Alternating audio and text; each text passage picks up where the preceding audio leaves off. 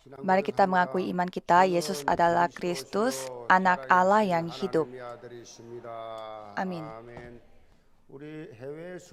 Para jemaat gereja Yewon yang ada di dalam negeri dan di luar negeri dan juga yang beribadah secara online, tolong kasih salam kepada kanan kiri saudara. Mari kita mengasihi Yesus. Dan pada hari ini kita akan mendengarkan firman yang berjudul Kehidupan yang ada tanda-tanda milik Yesus. Hari ini khotbah mengenai Galatia berakhir dan mulai minggu depan kita akan membahas kitab Yakobus. Dan pada saat kita mengakhiri kitab Galatia ini, kita harus memegang 3 intisari dari kitab Galatia. Yang pertamanya adalah tentang penyaliban Kristus dan kebangkitan Yesus itu segalanya. Tidak ada Injil selain 2 ini. Yang sebenarnya bukan Injil, hanya ada orang yang mengacaukan kamu dan yang bermaksud untuk memutarbalikan Injil Kristus. Tetapi sekalipun kami atau seorang malaikat dari sorga yang memberitakan kepada kamu suatu Injil yang berbeda dengan Injil yang telah kami beritakan kepadamu, terkutuklah dia. Jadi dengan kata lain, ini adalah keunikan, kemutlakan, dan kekekalan yang dimiliki oleh Injil Kristus. Dan ini sebagai platform, yaitu landasan, dan kita harus berdiri sebagai murid yang hanya keunikan penciptaan ulang di atas platform ini, landasan ini. Hal yang kedua adalah untuk melawan Injil yang rusak yang berada di dalam gereja, kita harus melakukan pertempuran rohani. Karena manusia itu dibenarkan hanya dengan iman akan Yesus Kristus. Bukanlah keselamatan itu datang melalui perbuatan atau suatu hal yang bersifat legal atau hukum Taurat. Jadi itu yang ditegaskan dari Rasul Paulus. Semua orang suka menilai dan menghakimi, dan mereka diperbudak oleh setan untuk membunuh orang lain dengan kata-kata. Jadi tidak boleh hidup seperti itu lagi. Apa yang dikatakan oleh Rasul Paulus tidak boleh lagi kita tunduk pada kuk perhambaan hukum dan agama. Dan yang ketiga, kita harus hidup yang mengikuti Roh Kudus supaya kita itu bisa menang dalam pertempuran rohani itu. Jadi jangan tertipu oleh Kejadian pasal 3, 6, dan 11, tetapi menerima kuasa dari hanya Kristus, hanya kerajaan Tuhan Allah, dan hanya Roh Kudus. Galatia 6 ayat 8 berkata, sebab barang siapa menabur dalam dagingnya, ia akan menuai kebinasaan dari dagingnya. Tetapi barang siapa menabur dalam roh, ia akan menuai hidup yang kekal dari roh itu. Jadi hidup yang fokus pada intisari yang bersifat Injil. Hidup untuk 237 negara dan 5.000 suku bangsa. Orang-orang yang hidup seperti inilah pasti akan hidup bersukacita, karena itu adalah nilai mutlak dalam kehidupan kita. Khususnya pada teks hari ini, kita bisa melihat Rasul Paulus itu menjelaskan dan juga bersaksi mengenai tanda-tanda yang dia miliki pada jemaat gereja Galatia, yaitu tanda-tanda milik Yesus. Paulus itu sebagai rasul, ia melayani Yesus Kristus. Dan oleh karena itulah dia mendapatkan begitu banyak penganiayaan dan juga kesusahan. Dan sebagai hasilnya dia memiliki tanda-tandanya di dalam tubuh jasmaninya dia. Tetapi itu malah menunjukkan bagaimana hidup untuk Yesus Kristus. Dan juga ia menegaskan bahwa jemaat gereja Galatia pun harus hidup dengan tanda-tanda Yesus seperti ini. Jadi kita juga harus hidup dengan tanda-tanda milik Yesus. Secara lebih gampang, jadi kita harus memiliki jejak kaki dalam kehidupan kita. Apa yang kita telah lakukan hanya untuk keuntungan bagi Injil. Seperti kita menyampaikan Injil kepada orang lain. Dan bertanggung jawab atas jabatan yang kita terima di dalam gereja. Dan juga kita memberi waktu dan materi untuk memperluaskan kerajaan Tuhan Allah. Itu semuanya adalah tanda-tanda milik Yesus.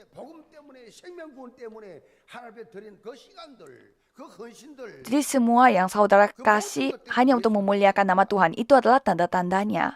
Jadi apapun pelayanan yang hanya untuk Injil, tidak ada yang sia-sia. Itu menjadi nilai yang terbesar di hadapan Tuhan.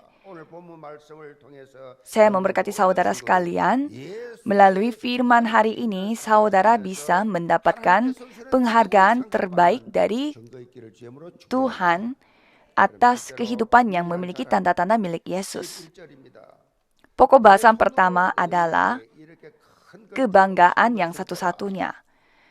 Ayat 11 berkata, "Lihatlah bagaimana besarnya huruf-huruf yang kutulis kepadamu dengan tanganku sendiri." Pada saat itu, Rasul Paulus memiliki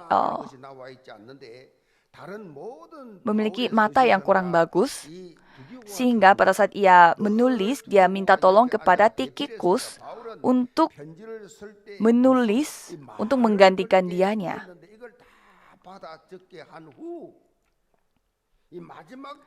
Dan pada saat Paulus menulis sebuah surat, ia meminta tolong kepada Tikhikus untuk menuliskannya apa yang dia bicarakan. Tetapi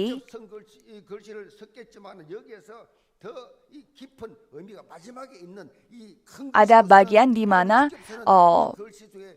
Rasul Paulus yang tulis sendiri dengan tangannya, sampai ia menulis namanya sebagai tanda bahwa ia yang telah menulis surat tersebut.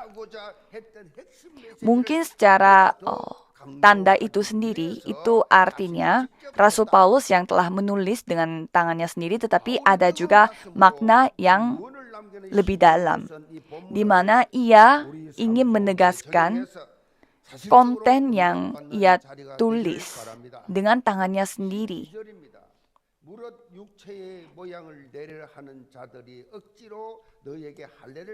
Apa yang dikatakan oleh Paulus, Galatia 6 ayat 12 sampai 13. Mereka yang secara lahiriah suka menunjukkan diri, merekalah yang berusaha memaksa kamu untuk bersunat, hanya dengan maksud supaya mereka tidak dianiaya karena salib Kristus.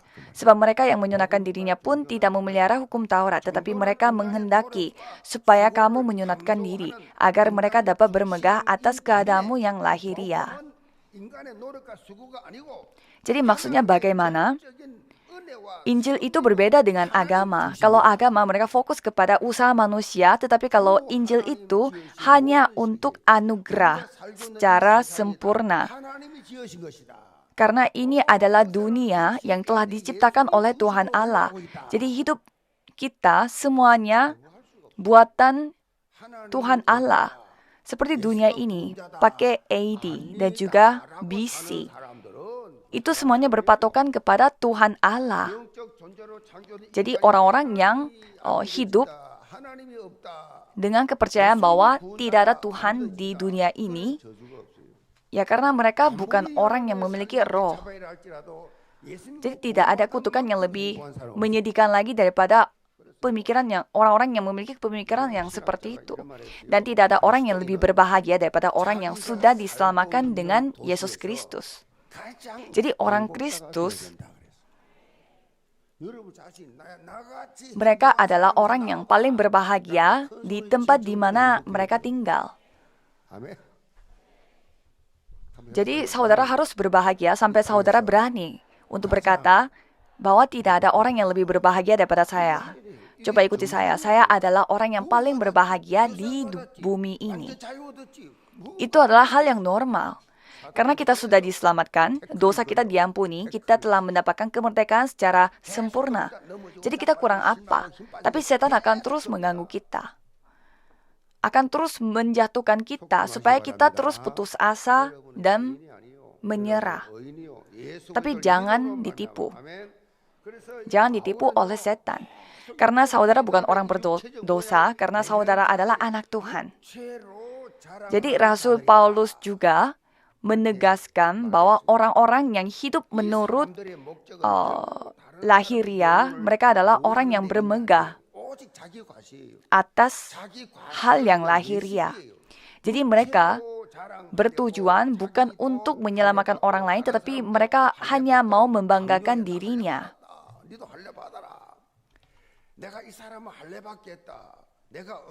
Jadi mereka mau bermegah bahwa mereka telah bersunat.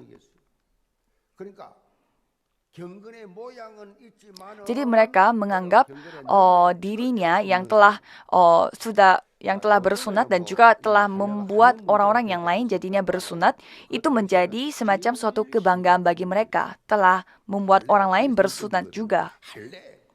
Tetapi itu adalah hal yang paling Tuhan tidak senangi. Tapi memang pada zaman itu mereka sangat mementingkan yang soal bersunat. Sehingga ini ya memang menjadi masalah yang lumayan serius bagi orang-orang. Karena pada zaman itu orang-orang Kristen pada saat mereka bertemu dengan satu dengan yang lain, pastilah mereka bertanya apakah sudah bersunat atau belum. Jadi kita juga bisa ketahui bahwa hal yang bersunat itu menjadi hal yang sangat penting pada zaman tersebut. Tetapi kalau misalkan kita jatuh pada hal yang kita banggakan secara lahiriah, kita tidak bisa melihat Tuhan Allah.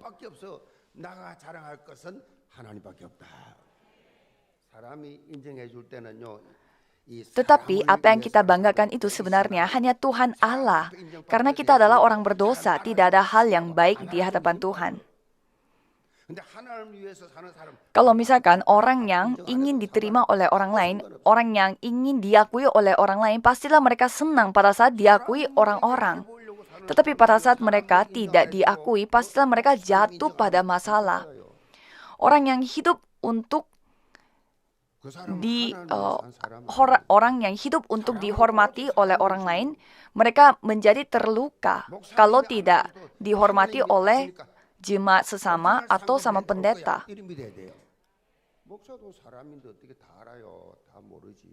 Jadi kita harus percaya dengan bentuk seperti apa, ya walaupun tidak ada orang yang melihat dan tidak ada orang yang menghormati saya, tetapi yang penting Tuhan tahu apa yang telah saya lakukan. Jadi saya tidak masalah. Kadang saya melihat begitu banyak jemaat yang telah melakukan pelayanan tanpa diketahui oleh orang-orang. Sampai saya merasa malu karena pelayanan yang saya lakukan itu sangatlah kecil jika dibanding dengan pelayanannya orang jemaat-jemaat itu.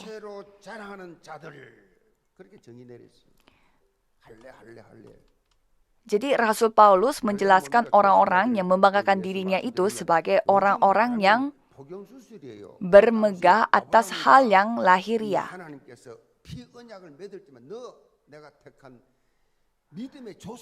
Jadi pada zaman itu, Abraham memiliki perjanjian dengan Tuhan Allah bahwa kamu akan menjadi bapa atas kepercayaan.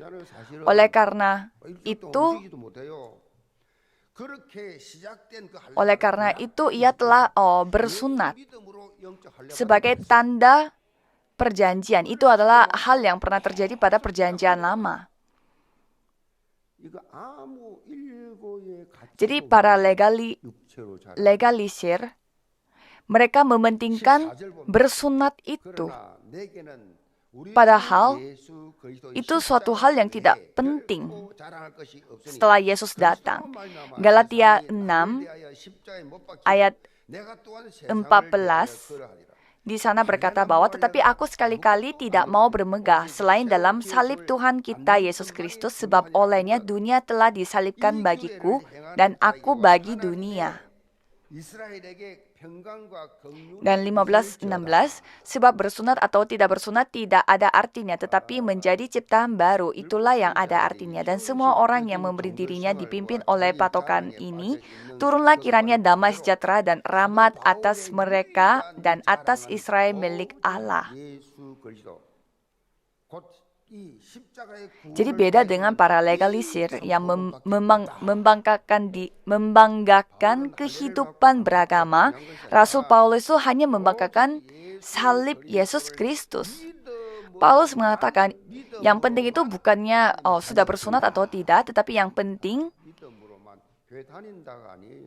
kita bisa menjadi anak Tuhan hanya melalui percaya akan Yesus Kristus.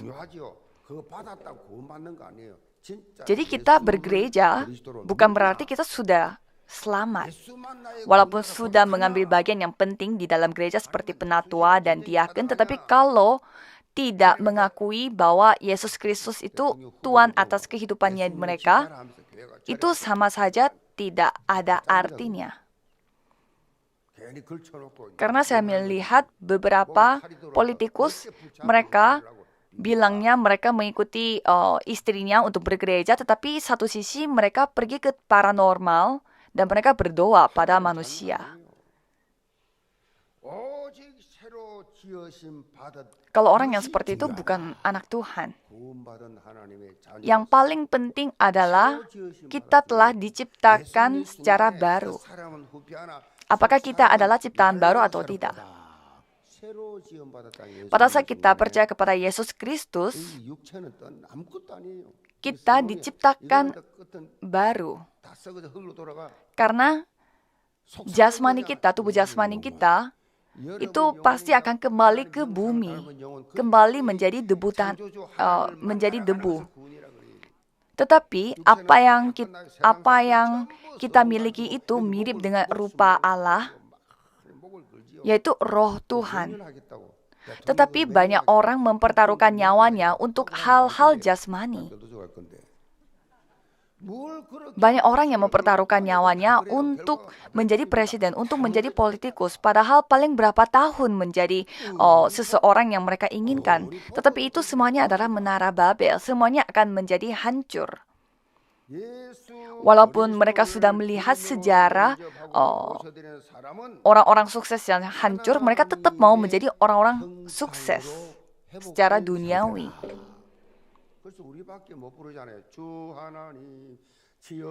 Jadi sebenarnya kita yang sudah menerima Yesus Kristus sebagai Tuhan atas kehidupan kita, itu artinya kita sudah dipulihkan rupa Tuhan Allah. Seperti pujian yang mengatakan bahwa Tuhan yang telah menciptakan langit dan bumi ini memenuhi dunia ini penuh dengan anugerah Tuhan Allah. Seperti apa yang sudah dinyanyikan oleh paduan suara tadi. Jadi untuk memuliakan nama Tuhan, Tuhan menciptakan saya. 2 Korintus 5 ayat 17 berkata, jadi siapapun yang ada di dalam Kristus, ia adalah penciptaan baru. Yang lama sudah berlalu, sesungguhnya yang baru sudah datang. Jadi saudara adalah ciptaan baru. Walaupun sudah berumur, tidak masalah. Karena apa yang ada di dalam saudara itu selalu diperbaharui. Kalau saudara hidup dengan Yesus Kristus, pastilah dimanapun saudara berada, itu adalah kerajaan Tuhan Allah. Kalau itu bukan kerajaan Tuhan Allah, berarti saudara telah ditipu oleh setan.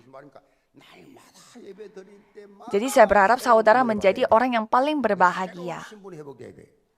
Setiap kali saudara beribadah, saudara harus mendapatkan anugerah baru. Karena yang lama sudah berlalu, yang baru sudah datang. Hal yang terjadi pada hari kemarin sudah berlalu, yang baru sudah datang. Jadi pada saat saudara bertemu dengan orang yang memiliki rahasia ciptaan baru ini, pasti mereka memiliki pesona, di mana di mana orang itu kelihatannya selalu semangat dan selalu baru bagi orang lain. Itu sama dengan halnya bisnis. Ada orang yang tidak diperbaharui, mereka selalu terjebak dalam hal yang sudah lama. Sampai anak-anaknya pun berbicara bahwa membosankan. Karena kita bisa melihat ada juga orang yang umurnya lebih dari 100 tahun pun memiliki cara pikir yang sangat mudah. Jadi pada saat menerima Yesus Kristus sebagai juru selamat, karya ciptaan ulang akan terjadi. Dan karena ciptaan ulang telah terjadi pada diri saudara, jadi pada saat saudara hidup, itu pasti menjadi hal yang baru. Jadi jangan pernah saudara terus mengungkit hal-hal masa lalu dan membawa karya pertempuran rohani, tapi cobalah saudara menjadi hidup baru setiap saat. Pada saat itulah saudara akan menikmati damai sejahtera dan rahmat yang Tuhan kasih kepada saudara. Itu akan menjadi titik mulai dari kehidupan yang penuh rasa syukur.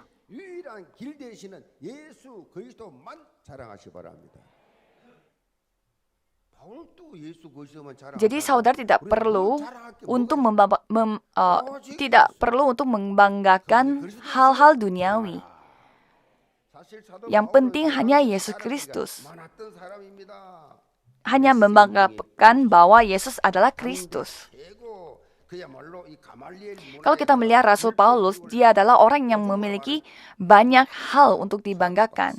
Ia adalah orang Farisi atas semua orang Farisi, dan ia telah mendapatkan banyak pendidikan hukum Taurat yang sangat ternama. Dia memiliki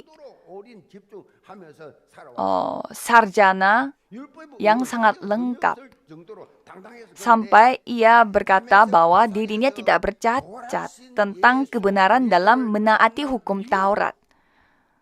Tetapi setelah ia bertemu dengan Yesus Kristus yang sudah bangkit di Damsyik, kehidupannya dia telah berubah. Apa yang dia banggakan selama ini, ia mengatakan itu hanyalah sampah. Maka Filipi 3 ayat 7-9 berkata bahwa, tetapi apa yang dahulu merupakan keuntungan bagiku, sekarang kuanggap rugi karena Kristus. Kuanggap rugi.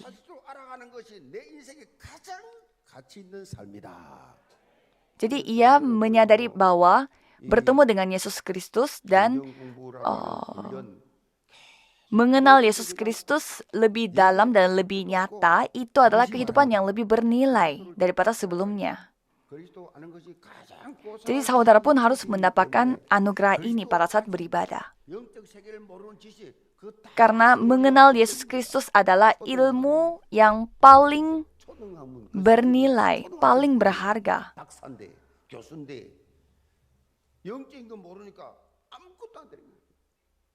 Pada Rasul Paulus, dia memiliki pendidikan yang sangat tinggi, tetapi ia mengatakan bahwa pendidikan yang tidak ada Injil di dalamnya itu seperti pendidikan untuk anak-anak kecil.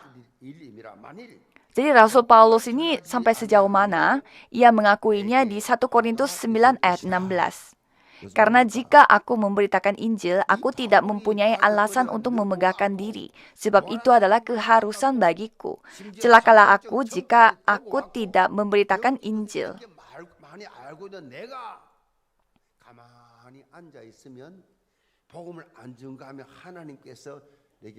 Jadi Rasul Paulus yang mengenal Injil ini, ia tidak bisa berdiam karena ia mendapatkan anugerah yang luar biasa. Jadi dia harus bersaksi kepada orang lain.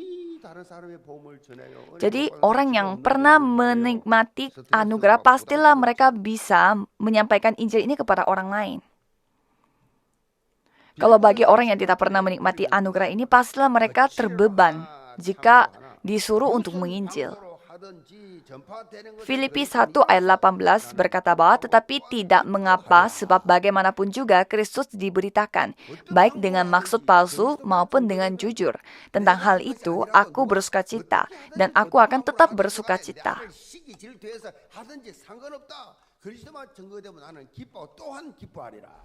Jadi tidak masalah apakah penginjilan itu terjadi karena iri hati atau dengan duka cita. Karena yang penting Injil itu diberitakan.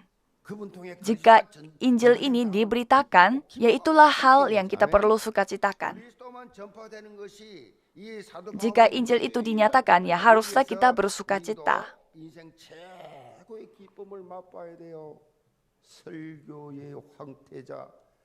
Jadi di poin itu juga kita harus menikmati sukacita yang luar biasa. Pendeta Spurgeon yang dipanggil sebagai pangeran khotbah bersaksi demikian.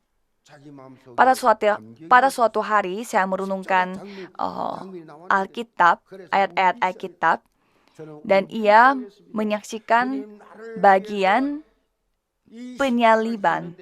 Tetapi tidak ada rasa keharuan dalam hatinya. Jadi saya mulai nangis. Tuhan, mengapa saya tidak memiliki hati yang terharu menyaksikan penyaliban ini?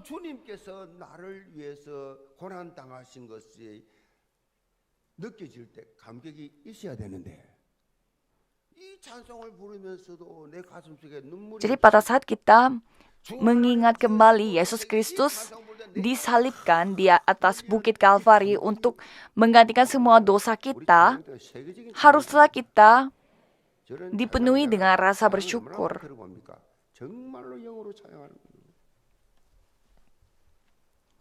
Dan saya juga sangat senang dengan paduan suara hari ini karena pilihan lagunya luar biasa. Apalagi pada saat saya mendengarkan pujiannya, saya merasa jiwa saya itu dipulihkan kembali. Itu adalah kekuatan pujian.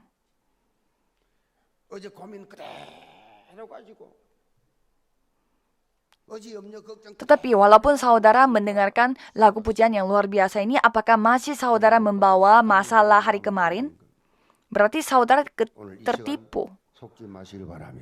Jadi itu berarti setan mengganggu saudara supaya saudara tidak bisa menikmati anugerah Tuhan Allah. Jadi kalau misalkan kita kehilangan akan rasa bersyukur atas Yesus Kristus ini, pasti suatu hal itu menjadi masalah.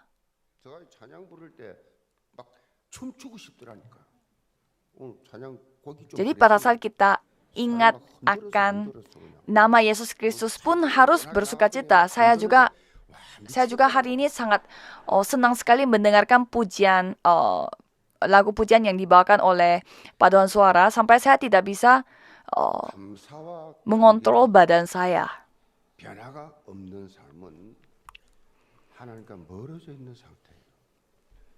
Jadi kehidupan yang penuh dengan rasa syukur dan penuh dengan rasa haru, itu adalah kesehatan rohani yang normal. Tapi kalau tidak ada rasa bersyukur dan tidak ada rasa terharu, berarti saudara harus cek kembali kondisi rohani saudara. Saya memberkati saudara sekalian supaya saudara hidup dengan kesehatan rohani yang normal. Pokok bahasan kedua adalah antusiasme dalam perjanjian. Ayat 17 berkata, selanjutnya janganlah ada orang yang menyusahkan aku karena pada tubuhku ada tanda-tanda milik Yesus.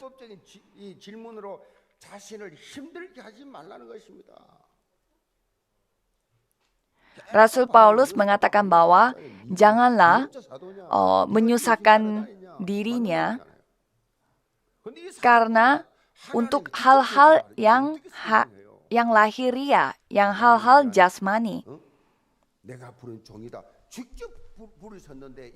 Jadi rasul mendapatkan jabatan sebagai seorang Paulus mendapatkan jabatan sebagai seorang rasul ini langsung dikasih oleh Tuhan Allah. Jadi jadi Paulus mengatakan kepada orang-orang bahwa janganlah ragu akan hal itu. Dan ia mengatakan bahwa ia memiliki tanda-tanda milik Yesus pada tubuhnya. Tanda-tanda itu dalam bahasa Yunani itu merupakan stigmata dan itu artinya semacam cap untuk tanda sapi atau domba untuk menunjukkan kepemilikannya. Jadi biasanya kalau ada hamba, pastilah ia memiliki cap bahwa siapa yang milik hamba itu. Jadi maksudnya tanda-tanda Yesus yang Rasul ceritakan itu semacam tanda-tanda yang ia miliki pada saat ia menyaksikan Yesus Kristus. Kita bisa menyaksikan penderitaan dan penganiayaan seperti apa yang Rasul Paulus dapatkan dari 2 Korintus 11 ayat 24 sampai 27. Saya akan bacakan untuk saudara. 5 kali aku disesa orang Yahudi, setiap kali 40 kurang 1 pukulan. 3 kali aku didera, 1 kali aku dilempari dengan batu, 3 kali mengalami karam kapal, sehari semalam aku terkatung-katung di tengah laut. Dalam perjalananku, aku sering diancam bahaya banjir dan bahaya penyamun, bahaya dari pihak orang-orang Yahudi dan dari pihak orang-orang bukan Yahudi, bahaya di kota, bahaya di padang gurun, bahaya di tengah laut, dan bahaya dari pihak saudara-saudara palsu.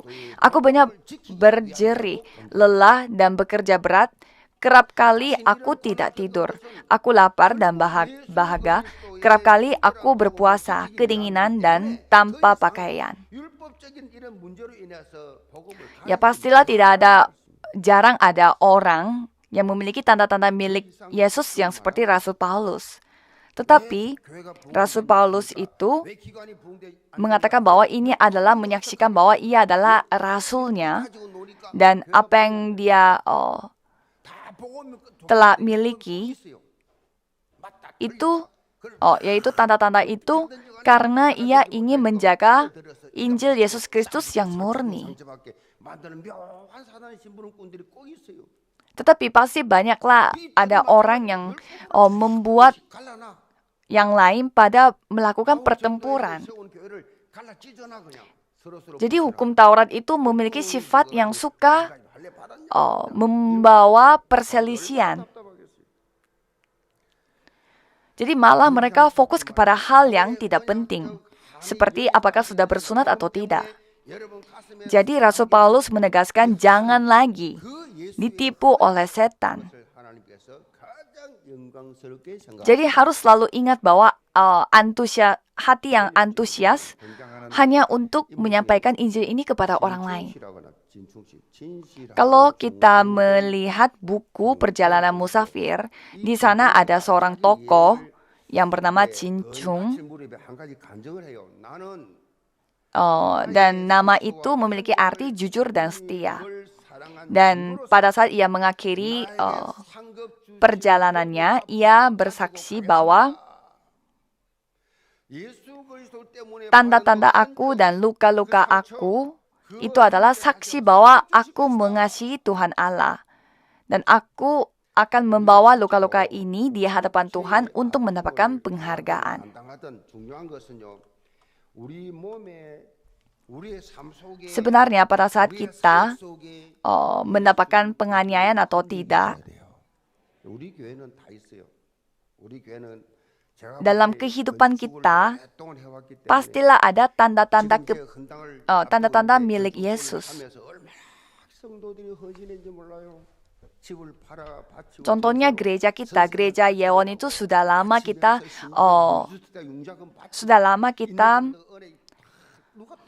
melakukan pembangunan gedung gereja yang baru. Jadi banyak sekali yang memberi persembahan sampai mereka ngutang di bank karena tidak banyak orang yang memiliki uang tunai untuk memberi persembahan yang besar dalam jumlah nominal yang besar.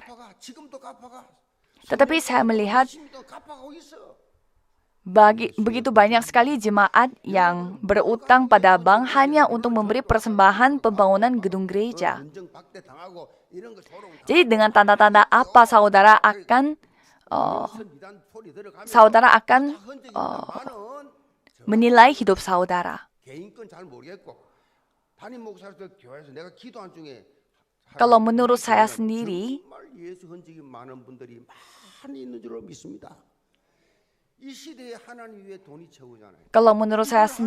memberi waktu dan memberi materi yang seperti ini, mereka itu memiliki tanda-tanda milik Yesus.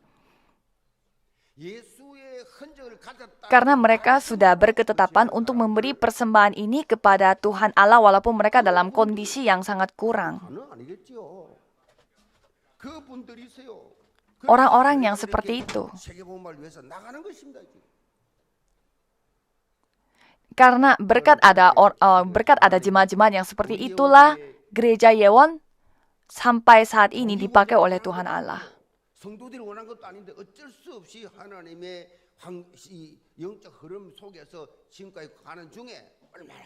Sebenarnya bukan saya yang ingin memperbesarkan gereja ini,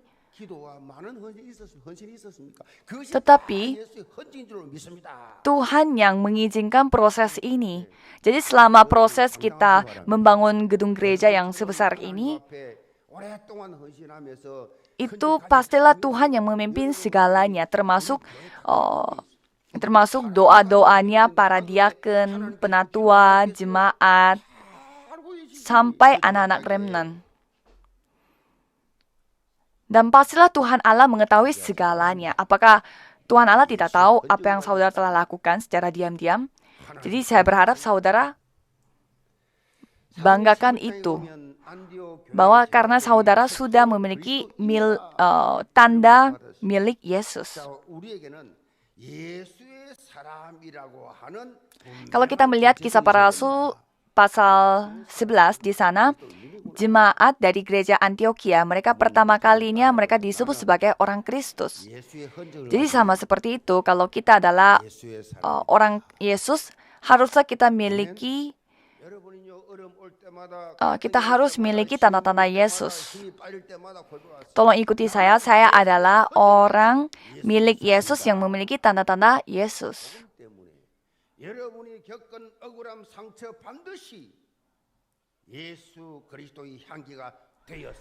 Jika ada penganiayaan atau luka atau penderitaan yang saudara alami hanya karena Injil, pastilah itu akan menjadi harum Yesus Kristus. Saya memberkati saudara sekalian supaya saudara berlimpah dengan harum Yesus ini. Kesimpulannya adalah,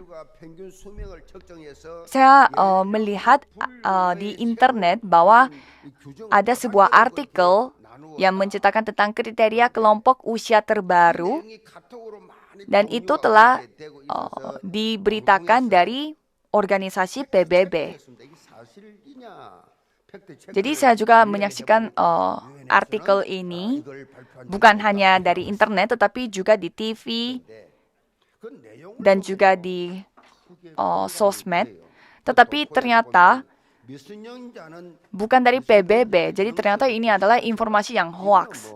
Tetapi pada saat saya membaca kontennya, saya sangat setuju karena artikel itu mengatakan bahwa umur dari 0 sampai 17 itu anak-anak di bawah umur, dan umur 18 sampai umur 65 itu mereka sebut pemuda-pemudi. Dan dari umur 66 sampai 79 itu baru umur yang setengah baya. Dan umur dari 80 sampai umur 99 itu baru lansia. Jadi saya melihat dari umur 18 sampai 65 itu pemuda-pemudi. Jadi saya melihat di sini jemaatnya semua pemuda-pemudi. Karena sekarang zamannya kita bisa hidup lebih dari 100 tahun. Jadi walaupun di gereja Yewon juga terdapat banyak jemaat yang umurnya lebih dari 60-an, tetapi mereka juga semuanya mereka juga belum lansia, tetapi mereka baru setengah baya. Jadi saya ingin menegaskan bahwa jangan saudara berpikir saudara itu bisa dipakai oleh Tuhan karena saudara masih muda. Karena umur itu tidak ada hubungannya dengan pelayanan Tuhan. Hidup dengan tanda milik Yesus itu tidak ada hubungannya dengan usia kita. Jadi, dengan semangat yang biasa dimiliki oleh muda-mudi, saudara dapat melayani Yesus Kristus dengan sepenuh hati, seluruh hati, dan secara berkelanjutan terus. Jadi apa yang kita bisa banggakan? Setiap kegiatan penginjilan kita dan juga ladang kita.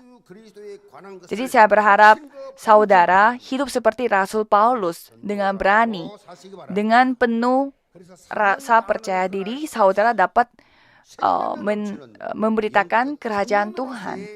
Dan sampai pada titik penggenapan tugas saudara, saya percaya saudara akan dipakai oleh Tuhan Allah. Mari kita berdoa. Tuhan tolong berkatilah semua jemaat gereja Yewon supaya kemanapun mereka pergi, mereka dapat membanggakan hanya Yesus Kristus dan mereka dapat dipakai oleh Tuhan di ladang mereka masing-masing. Dalam nama Tuhan Yesus Kristus kami berdoa. Amin.